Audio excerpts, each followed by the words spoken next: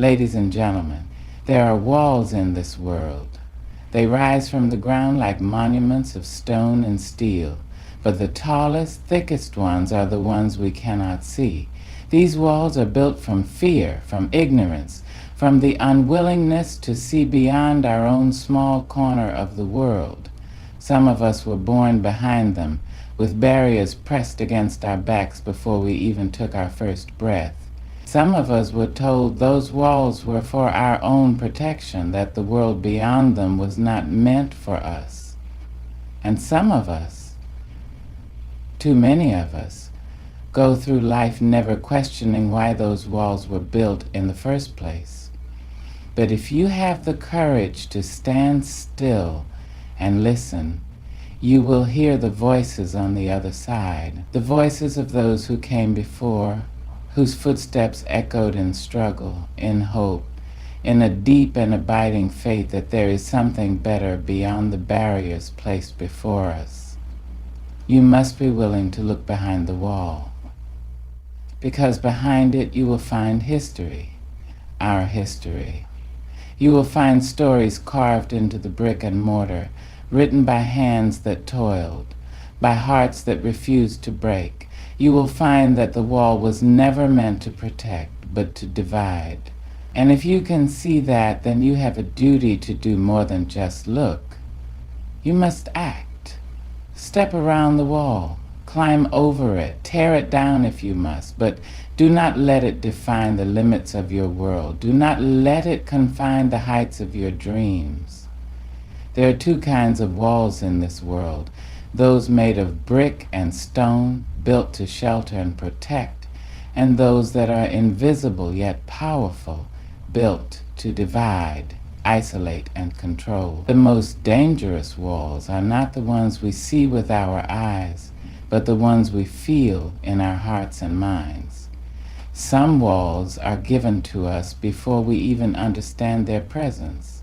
They are built by history, by generations who came before us, shaped by their fears, their struggles, and their desires to keep things as they are. These walls are made of the past, of rules, expectations, and traditions that tell us who we should be and where we belong. They teach us limits before we even dare to dream beyond them. Other walls are built by the world around us, erected by prejudice, by injustice, by systems designed to keep some people in and others out. These walls tell some that they are unworthy, that they do not belong, that the space on the other side is not meant for them. They whisper in quiet but powerful ways, convincing many to shrink, to accept less, to never question the structure of their confinement. And then there are the walls we build ourselves, walls of fear, of self-doubt, of hesitation. These are the hardest to break because they are constructed from within. Every time we tell ourselves we are not good enough, every time we silence our own voice, every time we allow fear to keep us from stepping forward, we add another brick to the wall. We make it taller, thicker, stronger, until one day we wake up and realize we are trapped, not by the world, but by our own belief that we cannot break free. But here is the truth. Walls are only as powerful as we allow them to be.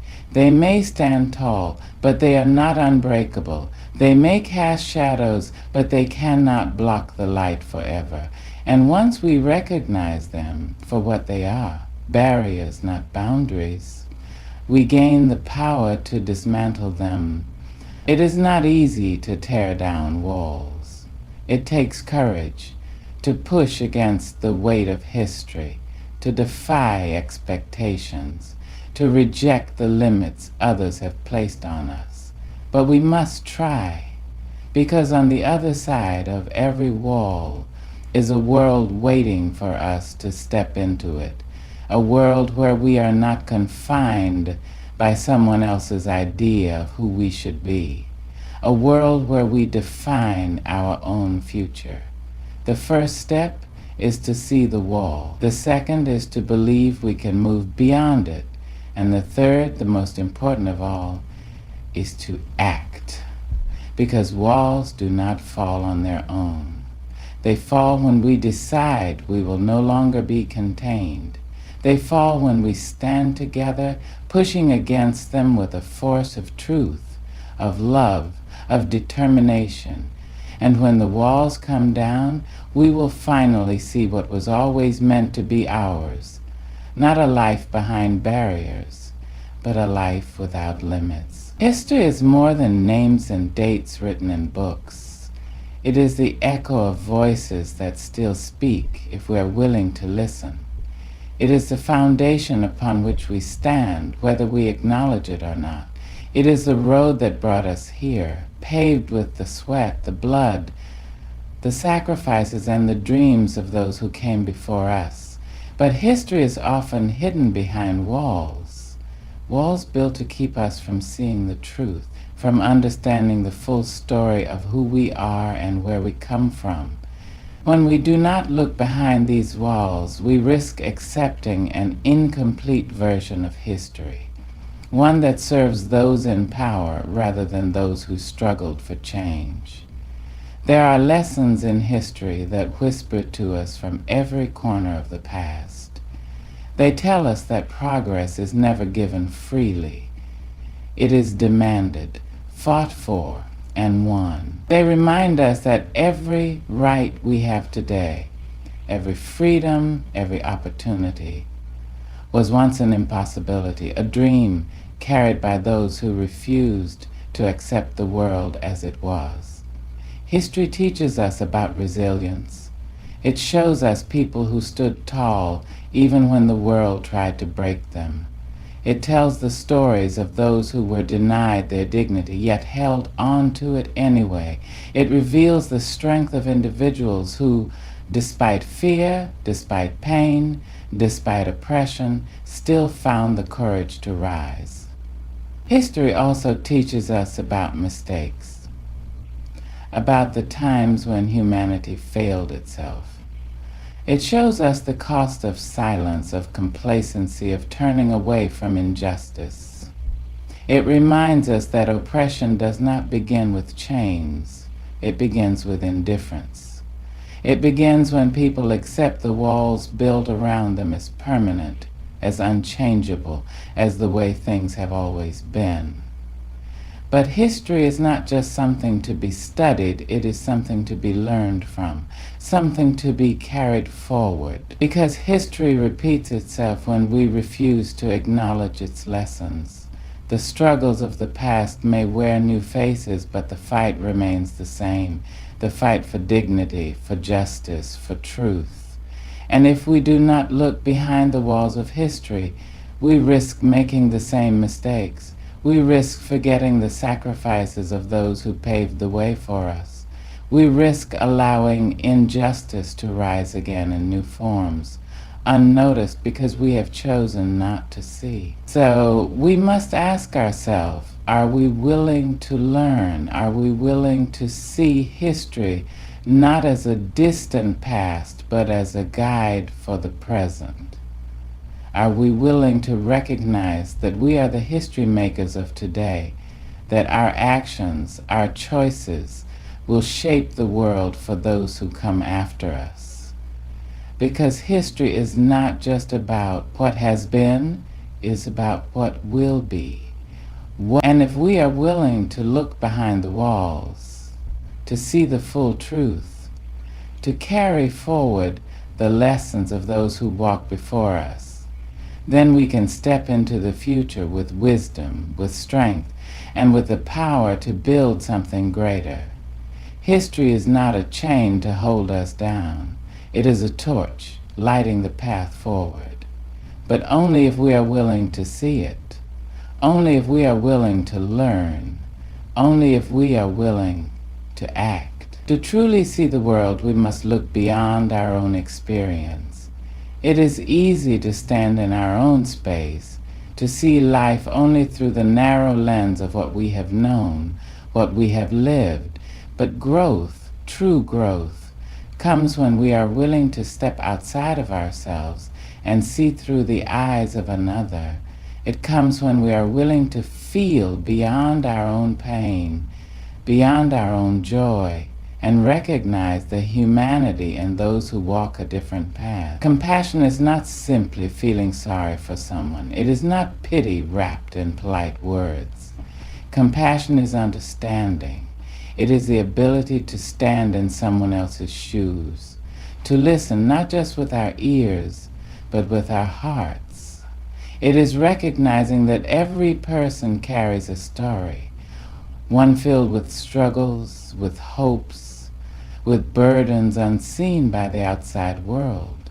Perspective is what allows us to see those stories. It is the ability to step beyond our own walls, to look at life from angles we have never considered before. And when we combine compassion with perspective, we begin to see the world not as separate pieces, but as a connected whole. Think of a person you have judged. Perhaps you saw them as weak or misguided or even unworthy. But what would happen if you looked deeper? What if, instead of seeing only their actions, you saw their wounds? What if, instead of dismissing them, you tried to understand what shaped them? Would you still judge them so harshly, or would you see them with new eyes? The truth is, no one arrives in this world fully formed. We are all shaped by the hands of time, by the kindness we have received and the pain we have endured. Every person we meet carries invisible weight, loss, disappointment, fears they do not speak of. And yet too often we see only the surface. We react to people based on what they show us in a moment, rather than seeking to understand the road that led them to that moment.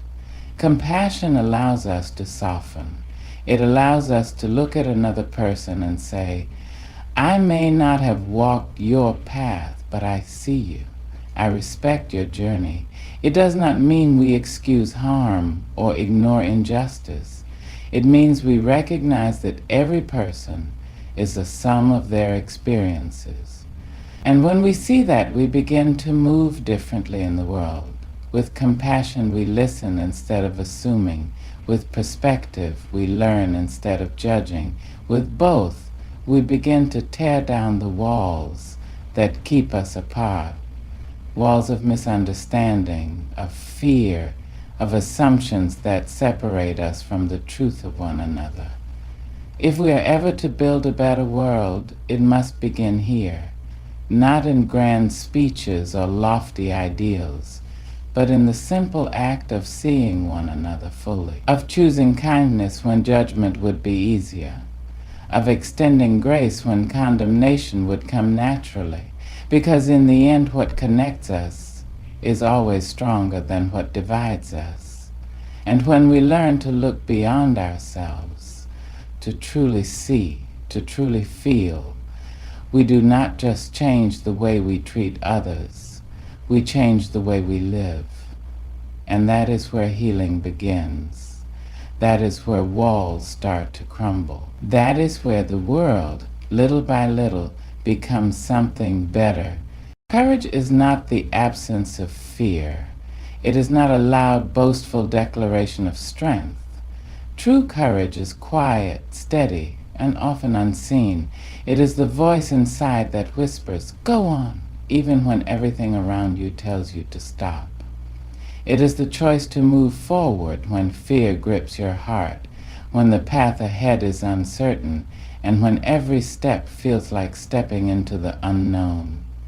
Courage is not something we are born with, it is something we build. It is forged in the fires of hardship, in the moments when we face resistance, in the times when we must choose between comfort and what is right. It is strengthened every time we dare to stand up, to speak out, to step beyond the limits placed before us. The world has never been changed by those who played it safe. Every great movement, every act of justice, every moment of transformation has been carried forward by those who were willing to risk something, sometimes everything, for the sake of truth. Courage is what allows people to defy expectations, to reject oppression, to demand something better, even when they are told to stay in their place. But courage is not always about grand acts. It is in the small, everyday choices we make. It takes courage to stand up for someone who has been silenced. It takes courage to admit when we are wrong. It takes courage to walk away from what no longer serves us, to chase dreams others tell us are impossible, to step into spaces where we feel unworthy and say, I belong here. Fear will always be present. It will always try to keep us behind the wall, to convince us that we are not strong enough, not brave enough, not ready. But courage is not about being ready. It is about moving forward anyway. It is about feeling the fear and doing it anyway. And here's the truth. Every time you act with courage, the wall gets weaker. Every time you refuse to let fear dictate your choices, the chains that hold you back loosen. Every time you step into your power, the world around you shifts, and you become something greater than you ever imagined. Courage does not guarantee that you will not stumble. It does not mean you will not face failure or rejection. But it does mean that you will not be controlled by fear. It means you will live fully, unapologetically, and without regret. And when you stand in courage, you do not stand alone. Every act of bravery inspires another. Every time you break free, you make space for someone else to do the same. This is how change begins, not with waiting, not with hoping, but with the simple, unstoppable power of courage. So when the world tells you to sit down, stand up. When fear tells you to be silent, speak. When doubt tells you to shrink, rise. Because courage is not just a gift, it is a responsibility. And when you claim it, you do more than change your own life. You help break down the walls that hold us all back. And that is the most powerful thing of all. Limitations are often placed upon us before we even take our first breaths. They come in the form of whispered doubts, rigid expectations, and invisible barriers that tell us how far we are allowed to go. Some of these limitations are imposed by society, by systems that categorize us, by histories that attempt to confine us, by traditions that say this is the way things have always been. Others come from the voices around us, the teachers who doubt our potential, the families who fear for our safety, the friends who do not understand our dreams. But the most dangerous limitations are the ones we place upon ourselves, the ones that creep in quietly, settling into our minds until we believe them to be true. The voice that tells us, you are not smart enough, you are not strong enough, you are not worthy enough. These are the hardest walls to break because they are built from within. But here is the truth.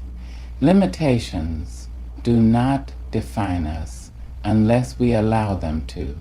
The world may try to box us in, to keep us small, to tell us that we can only go so far.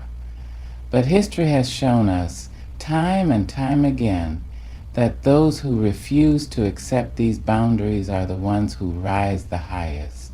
Think of the ones who came before us, the people who were told they would never succeed, the ones who were denied access, the ones who were pushed aside and overlooked.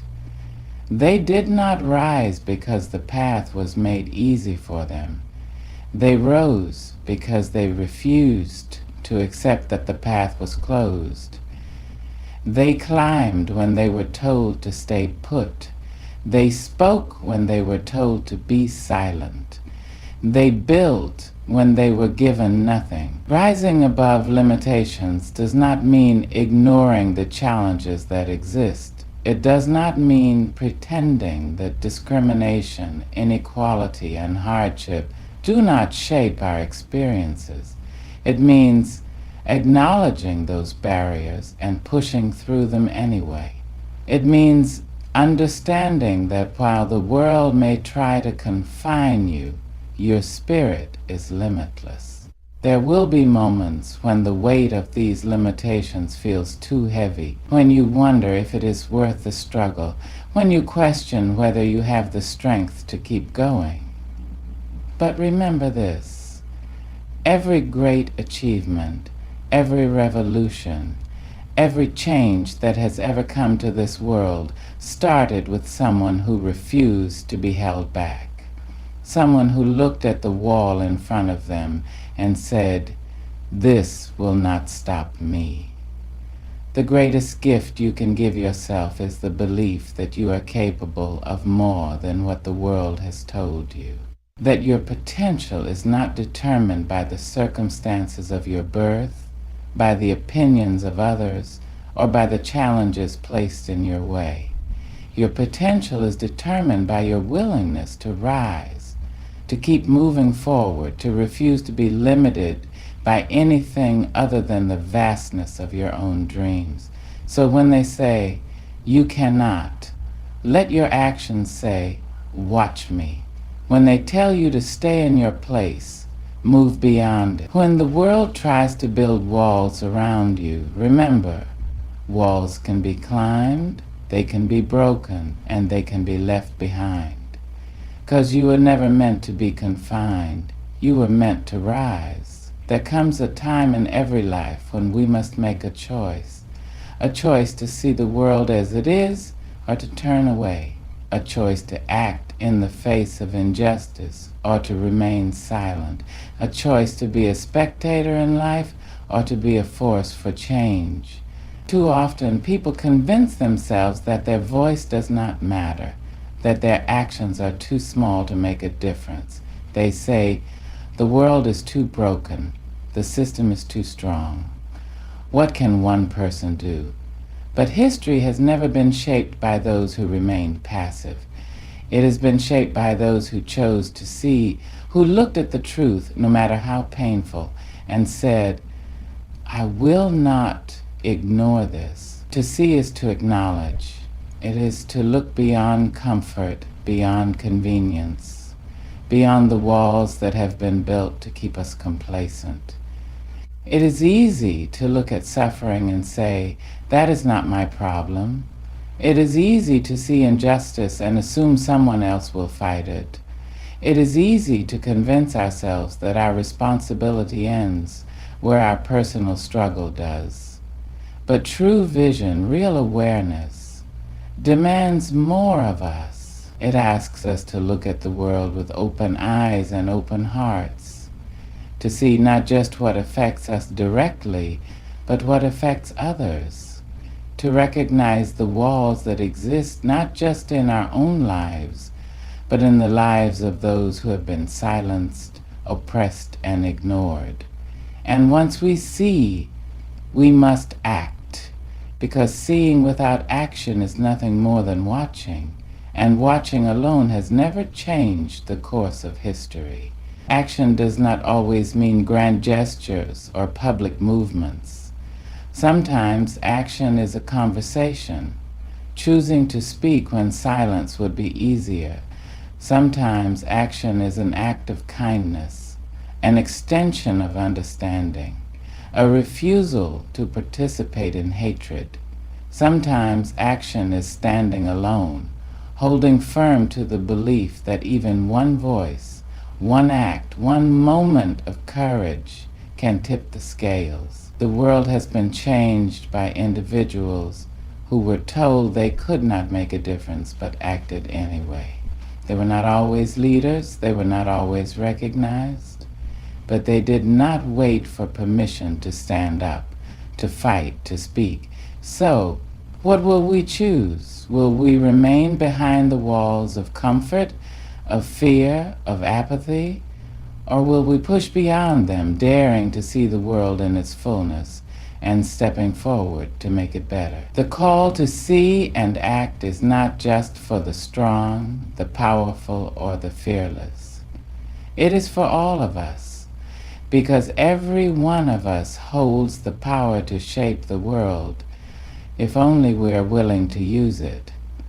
Let this be the moment we choose to open our eyes.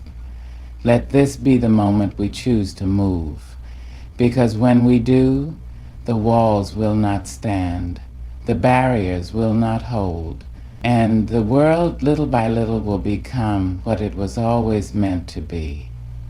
Not a place of separation, but a place of unity, of justice, of hope. But it begins with us. It begins with the choice to see, and it begins with the courage to act.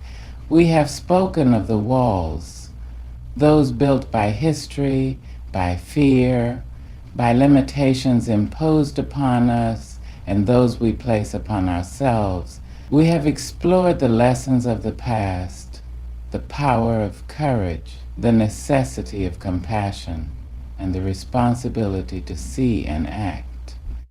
But now, as we stand at the edge of these words, we must ask ourselves, what will we do with what we know?